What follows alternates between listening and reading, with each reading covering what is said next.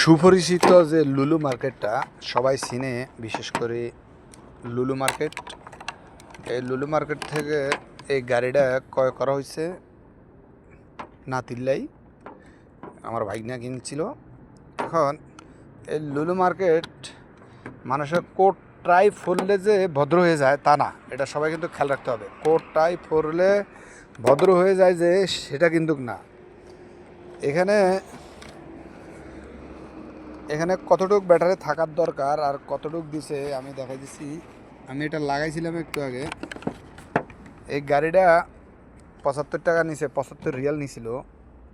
গাড়িটার মধ্যে থাকার কথা 3টে ব্যাটারি, 3.7 ভোল্ট। এখানে একটা ব্যাটারি দিয়ে রাখছে ব্যাস। এই ব্যাটারিটা যেহেতু হুক, এটা চার্জিং দেখাইছিল আর কি, যে চার্জিং সিস্টেম আছে। কাস্টমাররা আকৃষ্ট করার জন্য এই দুংফুনটা চালু হয়েছে। এটা সবাই আসলে কোটটাই ফরা বড় বড় বিল্ডিং, বড় লোক, বড় বিজনেসম্যান, এদের থেকে সবসময় অসহায় মানুষেরা ধোকায় খায়।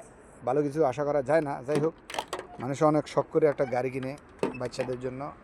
তো ওইখানে যদি ধোকা হয় তাহলে তো দুঃখজনক ব্যাপার আসলে। আর কি আর বলবো, ভিডিওটা লং হয়ে যাচ্ছে। এই যে ছোট্ট একটা ব্যাটারি দিচ্ছে, ব্যাস। খেলনা একেবারে সেম খেলনা, মানে লেখা থাকবে বাপদাদার ইতিহাসে যা, কিন্তু এটা পরিবর্তন আছে। এই শেষ। এটাতে কী কাজ করব গাড়িটা? কতটুকু চলবে গাড়িটা দিয়ে? হ্যাঁ, এই যে এবার ডাইকে রাখছে। কিন্তু এখন সমস্যা হয়েছে, এই গাড়িটা ক্রয় করার সময় চেকিং করা নিষেধ। এটা হচ্ছে সবচেয়ে বড় সমস্যা। এখান থেকে চার্জ দেবো ওই ব্যাটারিটা। এখানে কত ওয়েটের ব্যাটারি থাকার কথা ছিল, আর কি আছে এটা দেখাইলাম আর কি। এই ধোঁকাবাজারের দুনিয়াতে আসলে বড় লোক কিংবা ছোটো লোক, ধনী গরিব, এগুলা হিসেব করে চলতে হবে। সহজে কাউকে বিশ্বাস করানো যাবে না। এই কারণে গাড়ির উপরে গাড়ি রাখলাম। এই যে গাড়ির উপরে কি গাড়ি রাখছি, এই গাড়ি রাখার পরে কি হলো, লাস্টে খাইলো ধোঁকা। এখানে কোনো মানুষও তো বসতে পারবো না।